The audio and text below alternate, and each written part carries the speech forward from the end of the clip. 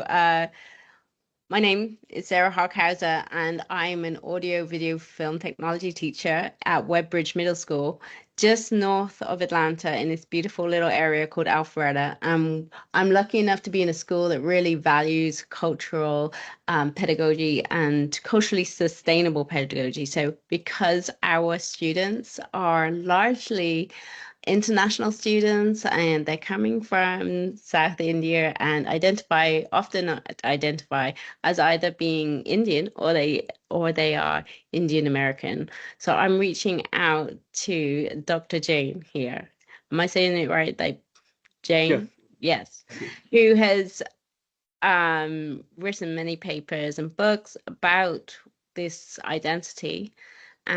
Today we're talking about all things about culturally sustainable pedagogy. So maybe you could do a small introduction for yourself, Doctor, and then I'll ask you a few of the questions that will help me with my master's and help me just bond with my students more. Right, right. Thank you so much for taking this initiative. Really welcome your, really pleasantly surprised when I received your email, and now we're discussing your topics, which are really, really very close to my heart. I uh, have two boys who grew up in New Jersey, North Carolina, and now in Texas. And I've taught as a university professor in North Carolina, in New Jersey, and in Texas, and now in India. So all these courses, these questions, these issues, I've been dealing with for years, maybe over a decade now. Yeah, many, many years. And so yeah, I did my master's and PhD from the US and taught in all these universities, and then now I'm teaching in India. Uh, so yeah, I think we can take up these questions and discuss some of these your topics now. Yes. Yeah, so when we've been learning about it in my master's class, quite rightly so, we often talk about historically oppressed um, different cultures, and we speak a little bit. We talk a lot about Hispanic students, and we talk Mhm. about African American students because we are in Atlanta, and lots of my peers Mhm. are very interested in this topic. But I'm in such a small little interesting nook of Atlanta that my students are sometimes overlooked when it comes to what we're discussing in the classroom when we're talking about the cultural Mhm. identity of what it's like to be um, Indian American. So, how do we apply culturally sustaining pedagogy to students who are Indian American, navigating bicultural identities? Such an excellent, such a unique question, unique to Indian American situation, because like you mentioned, financially, academically, STEM wise, they are really flourishing. They are like top of their game. They might be joining some Ivy League and Tier 1 universities. But when it comes to cultural identity, they are so confused. Their parents have very little or no idea of what are the unique cultural issues that they are facing in this country, even though they have achieved all kinds of educational and financial accomplishments. But when it comes to cultural identity, often they are at a loss whether to promote or to develop their American part more, or to remain stuck to their Indian heritage roots more, and how to find this ideal balance. What happens within a generation or even less than a generation, parents first what they do in their idea of becoming more American and to gel better with American surroundings, they first lose, within a few years, they lose their languages.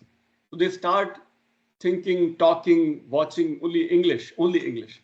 So as they lose their own, this great baggage or great heritage that they have of Indian languages, as parents lose their own languages wherever they are coming from, maybe India or even outside India, wherever they're coming from, if they don't maintain their bilingual identity, it is almost certain, it's more than certain, that their kids who were born and grew up in America will certainly lose all of that great gift that they had of bicultural identities will be lost in no time. Because in American schools, even though we have Spanish as a second language almost across the nation, we rarely have any American school, public or private, where any Indian language is taught. So as that connection is lost, and when language is lost, the entire connection to this great civilizational heritage that India or even China or even let's say Egypt or whichever culture, if language is lost, the entire connection is lost. So what you find in your school, like you shared in your school, you have such a large percentage of students who are coming from Indian American background, Indian heritage or Indian ethnicity. But in my experience, I think they may look Indian because of their skin color or because of their names, but in terms of their languages, in terms of their thinking, they're largely growing up as American kids. Very little, if any, connection they might still have with India, because they may go to India maybe once a year or maybe once in 2 years, but if their parents have not been conscious in providing them this great gift of Indian civilization, Indian heritage, then children will have no way to will not even have that motivation to connect with their civilizational past or heritage, right? So as language is lost, the connection is lost. So children, or students in your classes, they may look. So as teachers, you are also researching this topic and you're also teaching these Indian American students. So as a teacher, what I would do is to first, I guess, keep reminding them that it is very easy to be completely anglicized or Americanized by sticking to English only, right? Or Hollywood only or English music only. First rule, I think, is to be grateful. Students should be grateful that they have this beautiful window to two great cultures, two great civilizations, the Euro-American civilization, English, which derives its ideologies and philosophies from Greek thought, Christian thought, and so on, and Indian civilization, which derives its heritage from Hinduism, Buddhism, Jainism, Sanskrit, Prakrit, and Pali. So first, I think, is to remind them that you students who can be a great bridge between two giant ancient, accomplished civilizations should be proud of the fact that don't lose that bond, first of all. That's the first step. As parents, I mean, I'm speaking also as a parent and also as a teacher. And you're a teacher of Indian students. I'm also a parent of Indian American students. So as parents, as teachers, I think first duty that we have is to keep reminding them that don't lose that connection. No, So do you think my parents in the community, what do you think they would appreciate me doing as a teacher or saying in the class? Yes, so this one line, this one thought, that when especially you're not an Indian or right, but you as a teacher of Indian American students, when you meet parents, if you tell them this line, this thought, that as parents, their duty can be or should be to take their children as much as possible, take them back to India in their summer break, in their winter break, instead of showing that, because time is so limited. Once they come to high school, the students will be completely focused on getting admission into higher education, into universities. They all want to go to Ivy League. They want to all get perfect scores in SAT or ACT. So they'll be highly busy, very busy.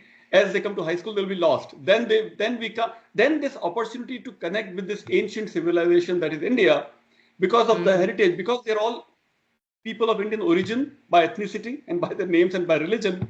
You're giving me an idea right now. You're giving me an idea because you say, why not take the students back to India as much as possible? Well, why don't we bring India to the school? Why don't we invite the families in and be like, okay, who can teach us a story, or who can teach us and we could decorate. And what do you think, what would be the holiday that you think, is it Diwali, or what holiday would be great for inviting more families in to help educate us as teachers, the other coaches in the classroom, and try and really sustain what the Indian American children already know? Yes. Yes. So on this question, how to bring that Indian or non Euro American cultures, how to bring those in the class. So I prepared, like I already shared with you, I have this list of 13 suggestions to do that, precisely on that question, how to diversify with Indian American focus, how to diversify classroom and syllabi and so on. So we can go through that list right now. So is it okay? So first suggestion that I thought I will discuss now is that we celebrate many times, we celebrate International Peace Day and so on. There is already United Nations designated International Day of Yoga, which we just had that on June 21st. So that can be celebrated in the class, and students can be taught a lesson on yoga on that day, very brief lesson. Yoga and its philosophy, its psychology, its long history with Hinduism, Buddhism, Jainism, and now many other cultures across the world.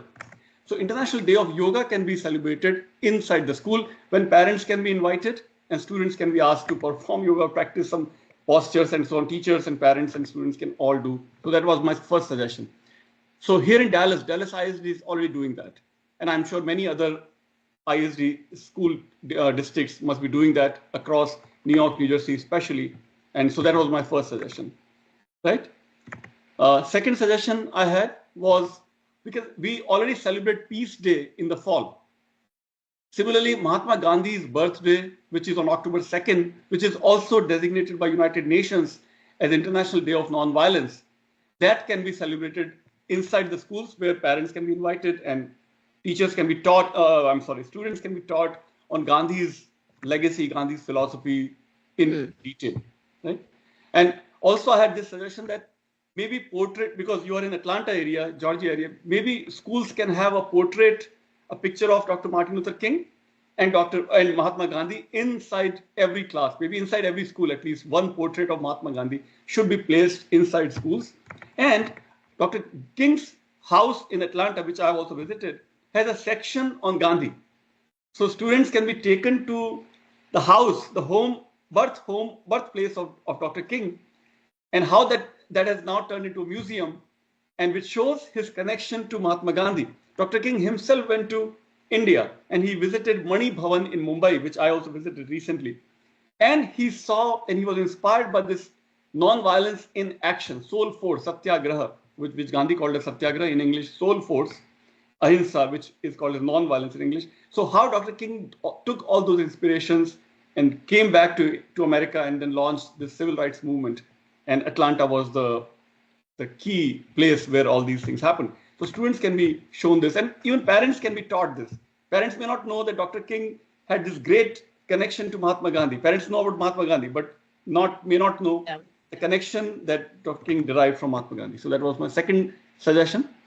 Third suggestion is, like as you said, I think maybe I read it in one of your pieces, but we were saying that it's not in the textbooks necessarily that key component of the connection, which would be very interesting for our students in particular. So that part's left out. Very rarely people know that Dr. King himself went to India, went to Mumbai, went to that place, home where Gandhi lived in Mumbai, Mani Bhavan it's called. Mani means gem. Bhavan means house, gem house, or Mani Bhavan is the name of the place.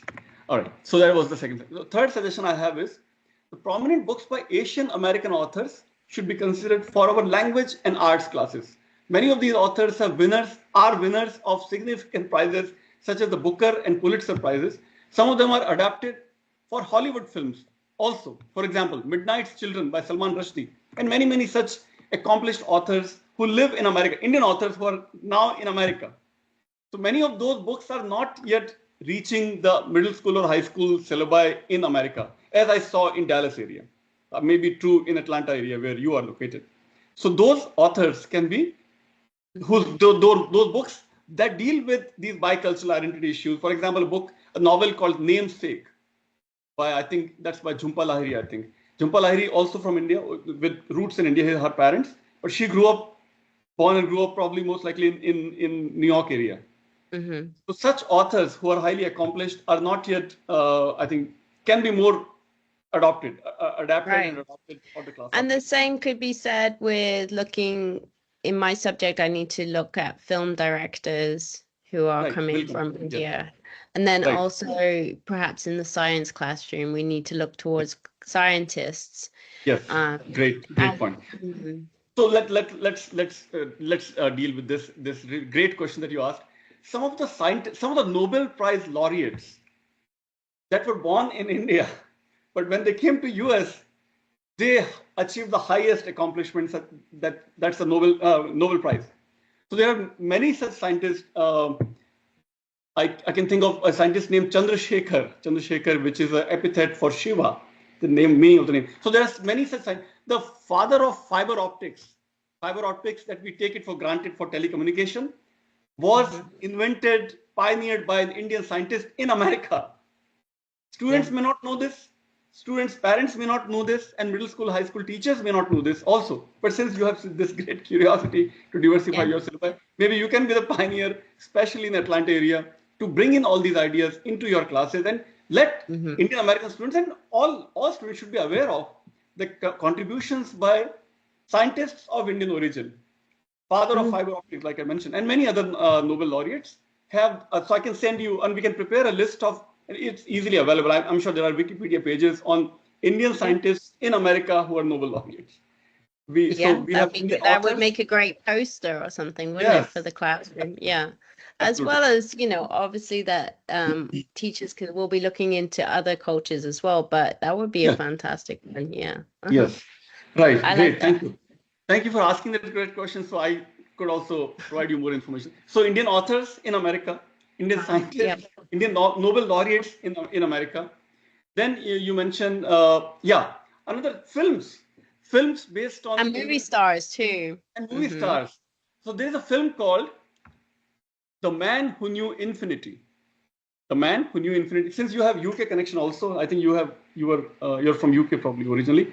In UK, Yes.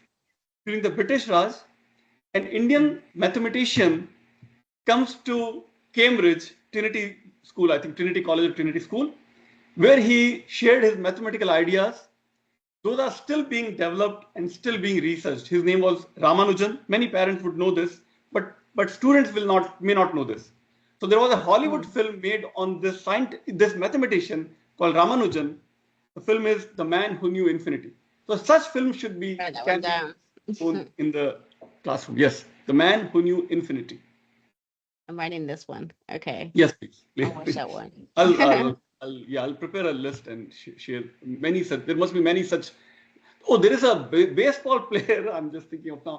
I forget the name of the film. The baseball player who is from India, who comes to America and does great contributions to his baseball team and makes that team a great, winning, goes on to winning streak. I'll think of the film and send you that also. That film, Okay. Hollywood film. Then there is, I think, a film called Lion, about a Indian boy who is adopted by Australian parents. Hollywood. Oh, no, what's that one called? But that That's one, Lion. that would be too old for my kids. I've always got to be careful of the content, but I know exactly the one you mean. Okay. Yeah, it was a There's really so many powerful such. one. Mm-hmm. Awesome. Great. So Yeah. we can together I'll also prepare this list and share a Google Doc and it will be useful for your classes. Right? All Thank right. So you. we should go to next point. Yeah. All right. Next point I have is fourth. That is fourth out of 13. So we are on number four. Mm-hmm. Students can learn Spanish, French, Latin, Chinese, or ASL in high school as a foreign language today in American high schools and middle schools. Yes. Universities and colleges across North America offer South Asian languages classes also. But we can do this for our schools too. So in schools, when we started we began our conversation. In schools, there are Spanish lessons taught in middle and high school, but not yet Hindi. Mm-hmm. So what can we do to hire, especially when you have like in your schools, in your classes, you have high percentage of Indian American students, more than 50% students you said Yeah, are and Indian we're American teaching them Chinese, Spanish, French. with no Um, Hindi. but no Indian language. No, but also that would be so challenging because there's so many languages in India. Right, but So, yes, that's true. But that's absolutely true. But also true is that 60 or 70% of Indians do know and understand Hindi. hmm And because Hindi has great connection to Sanskrit, same script and many words are common in Hindi and Sanskrit, Hindi becomes a dominant language, which is unfortunate in a way because it should not do injustice to other Indian languages. But because of Bollywood's popularity, especially, and because of Hindi connection and same script with Sanskrit, which is Sanskrit is the mother language for all Indian languages, but Hindi adopted even its script. Script is exact same of Hindi and Sanskrit. So Hindi okay. can be a starting point. Almost all American universities, wherever Indian languages are taught, Hindi is Mhm. the first language that is taught because Hindi also has a connection with Urdu, which is the language of Pakistan, and Hindi is Mhm. also used in Nepal, right? And Hindi language as spoken language is almost same as Urdu, which is the language for Pakistan. So, Mm. so if we adopt Hindi for our schools, Yeah, and that they're is connected. interesting to hear you talk about because I know that my students are speaking a variety of language, but they Mhm. often, when I'm talking to them about Hindi, they're like, "Oh, I don't know Hindi so well as I know something Oh, else." And I think it's okay. is because they're learning it from mom, grandma, and stuff. So Right. they'll know all kinds of words like cuddle and like, and like nice little words like Okay. home words, that you Right. use within the home. But then Right. it would be kind of interesting if they were to be exposed to Hindi and a bit more of that kind of mature language, because I think they're getting it from their raising of just you know, they're getting it in a sort of family friendly way. It'd be kind of interesting to expose them to a more mature Hindi or Sanskrit that That they would could be then amazing. Yeah. build upon, like you say, Right. to take it into various languages and their career, college readiness, so and so on. Right. Yeah, I think Hindi can especially be used because, like I said, Hindi will connect with the students of Pakistani origin, students of Nepalese origin, which are the neighboring. There's too much information probably, but I think it will help you as a teacher to adopt Hindi because you can say Right. that Hindi is not just for India, but Hindi slash Urdu as a spoken language. Both are almost same, Hindi and Urdu as a spoken language, which is used Yeah. in Pakistan, also in Nepal. So it's We're more of a um we're always encouraged to do word walls and translation. So we often have up on our wall, like for instance, I'll have camera written in Spanish as well as English and other things as well. okay. But maybe it would be fun to do it in Hindi as well, but it would be more of Hmm. for curiosity rather than essential because I think a lot of the students who are coming to me from India that they might have been educated in India and other places too, but their English is very strong, even if they Hmm. might have been educated in Hindi or another language Right. elsewhere. They're not often struggling. They're definitely English second language, but it's Right. not usually a struggle for long. My own case, I Mm. chuckled because my own case, I grew up in thinking speaking only Hindi till my undergrad, but then I picked up English and now I write in English, think in English. So many Indian students are very strong in English.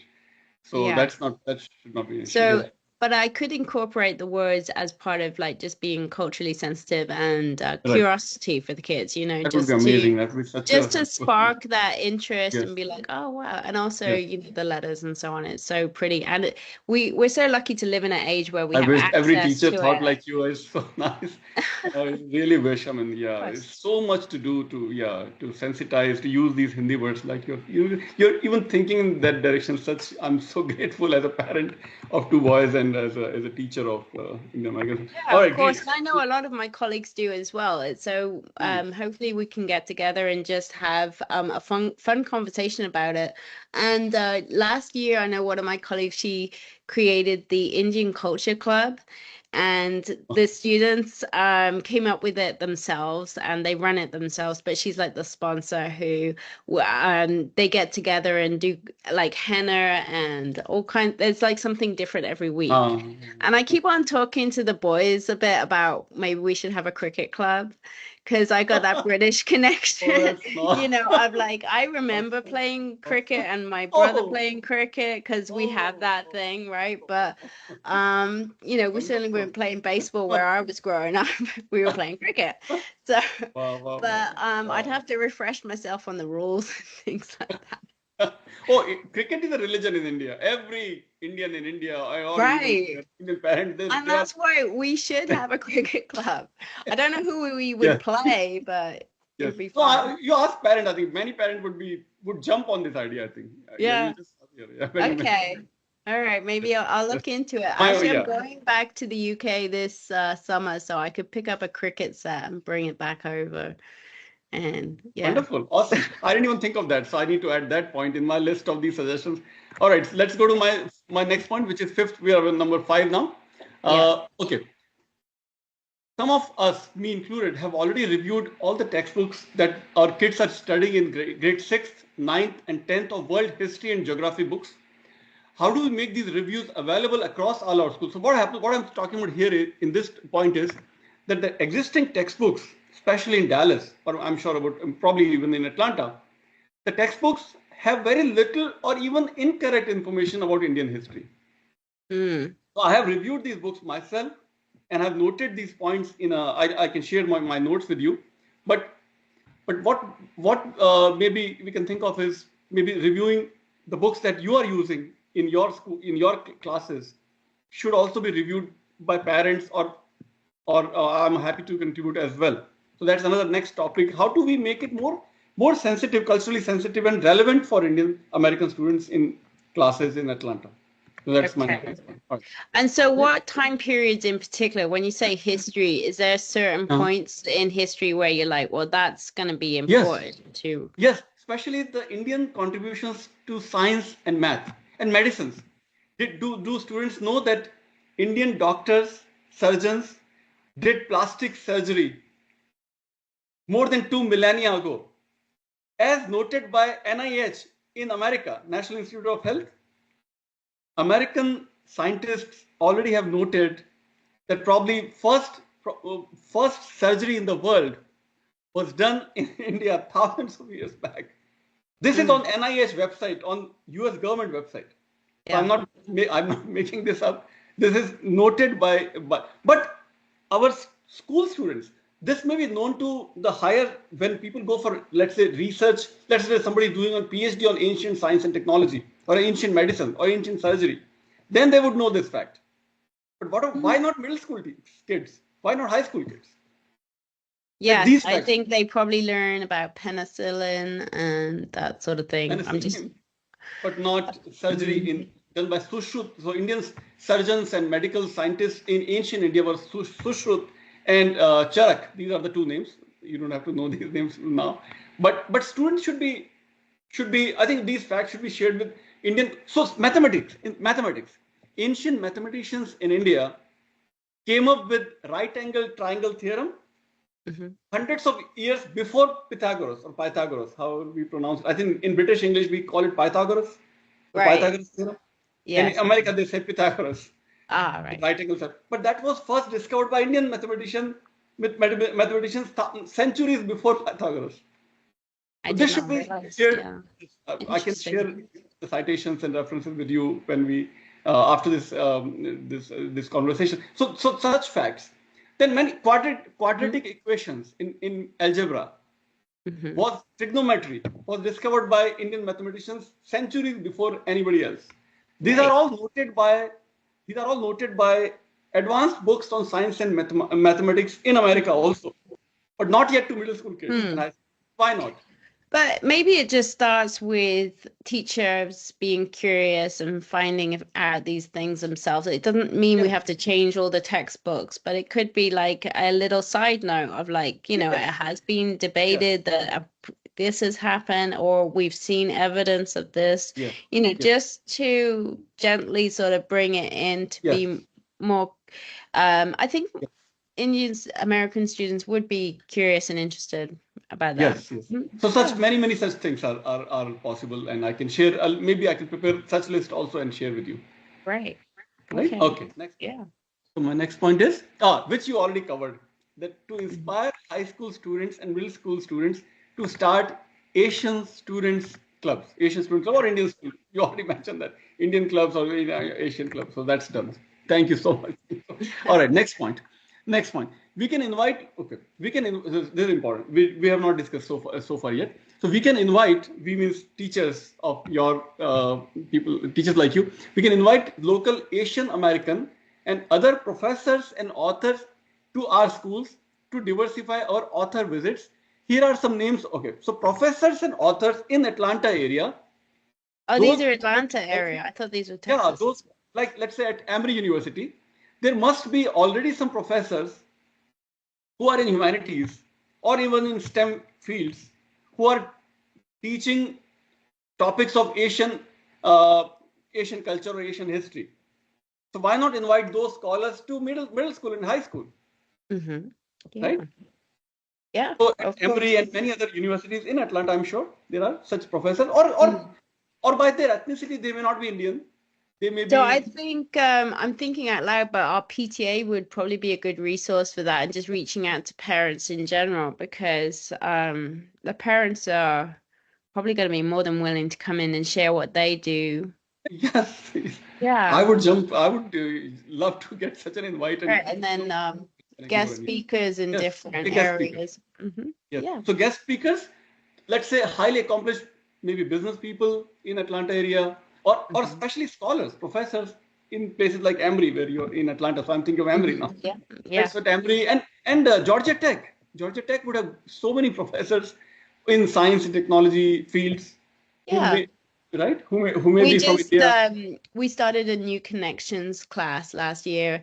It's health science with the idea of tracking it towards a medical career. So I'll suggest that to my colleague who's right next door to me, and I'll say, how about some more guest speakers and So there represent you go. many different cultures and Yes, yeah, but yes, that would be wonderful. I'm sure there'll be yes. many parents who will be happy to come in and share Yes, things. Yeah. and especially at Emory, I'm thinking of Emory because that's only Georgia Tech I'm name. right But around the especially, corner from Emory. Yeah, that's where I live, is right next to one oh, of the super. hospitals. So at Emory, I'm sure there is a Department of Religious Studies, something to do with cultural studies, or even world literature department.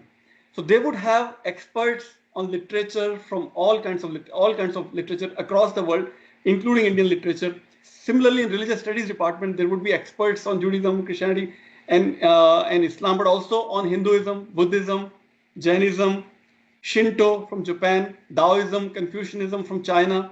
So all those professors, I hope, I pray that they would accept your invite and come and share the wealth of knowledge that they would have. That will be Yeah, so beneficial to your students. right. And I'm thinking we could open it up that during Hispanic month, we Yes. would see if we could get a doctor from the Hispanic community. And then, Yes. as we go along, I think South Asian month is always celebrated at the end of the year. Okay. It's I thought something May like was Asian May. Heritage Month. So When is the Asian Heritage Month? Isn't it May? When is Asian I Heritage think Month? it's May.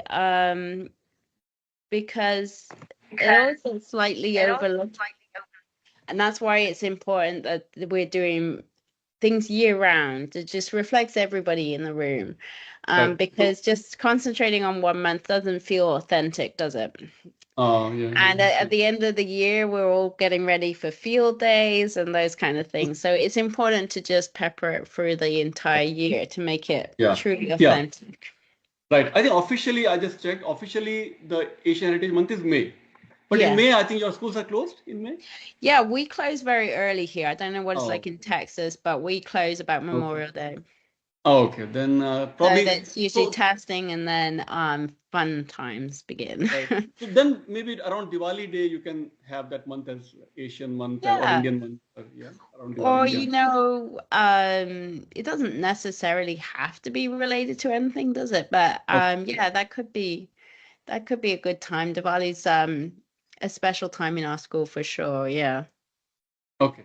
All right. go We to my should next actually point. have a bit more of a Diwali celebration Yeah, in the school. I know that my super little lovely. Yes. children, my own kids, they did Diwali Uh-huh. celebration with all the Okay. colors and stuff, and it's chaos and they love it. So, but maybe I'll talk to the principal about that. It can get kind of crazy. All right. My next point is on music. We should include more of Asian musical pieces in all our schools. Many of our school music teachers are unaware of Asian/Indian musical traditions. We can help them become aware of them. So music is also an ancient, really, really ancient heritage from India. But when I'm not sure if there is a world music kind of genre that is taught to high school or middle school students, and if there is world music, how much is it includes Indian music? I have no idea. So maybe something to think about that I also. think that's a great idea. I do know that our chorus teacher loves to incorporate different religions and like especially around the different holidays. She'll Okay. have Hanukkah songs and she has a few Christmas carols. Then she was doing the Lift Every Voice, which Mm-hmm. is somewhat known as the Black National Anthem.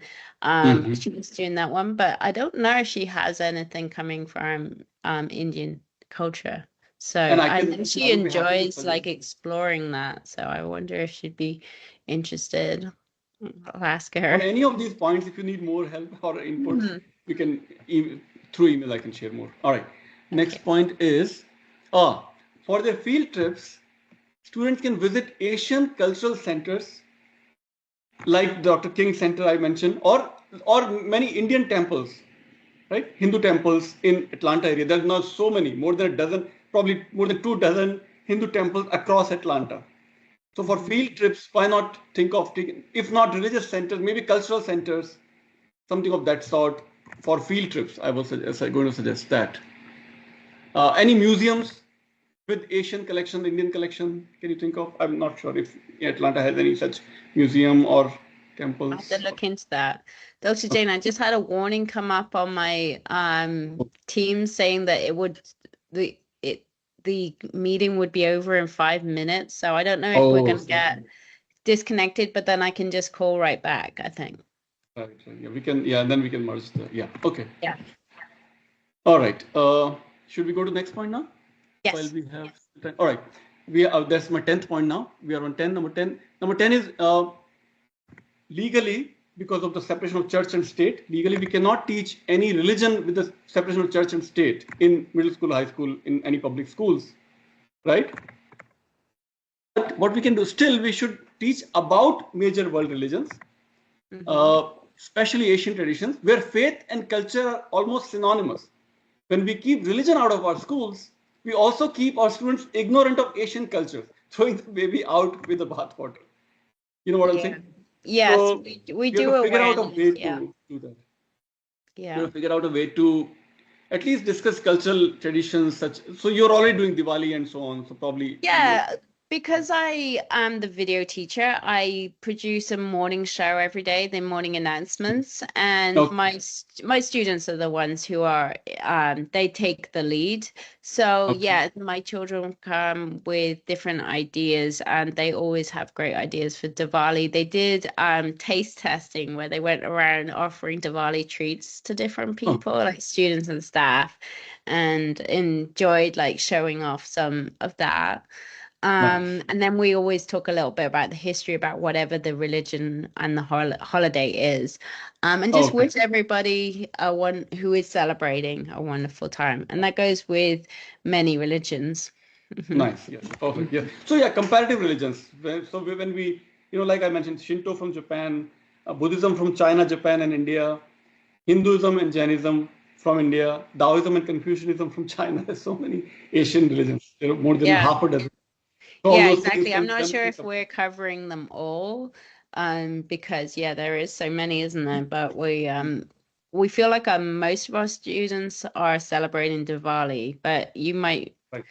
Is there another big holiday that maybe I'm not as aware So of? Diwali is the festival of lights and Yeah. firecrackers and so on. Then there is Holi. festival of colors. Yes, of course. Yeah, yeah. Then So also, Holi is the one that sorry, I meant with the color celebration. Yeah. right, that's Holi. Yeah, that's And then very unique, I think probably only, I'm not aware of other cultures where a festival for brother and sister.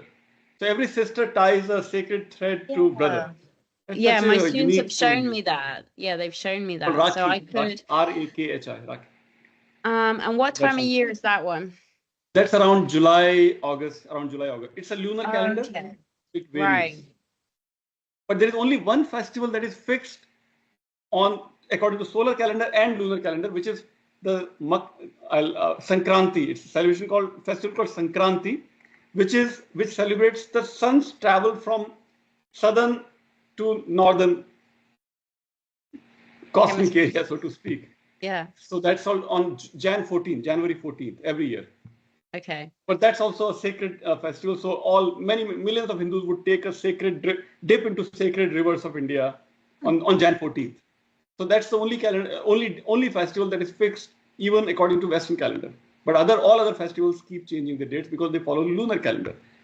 So yeah, all right. Next point. Let's go to next point now.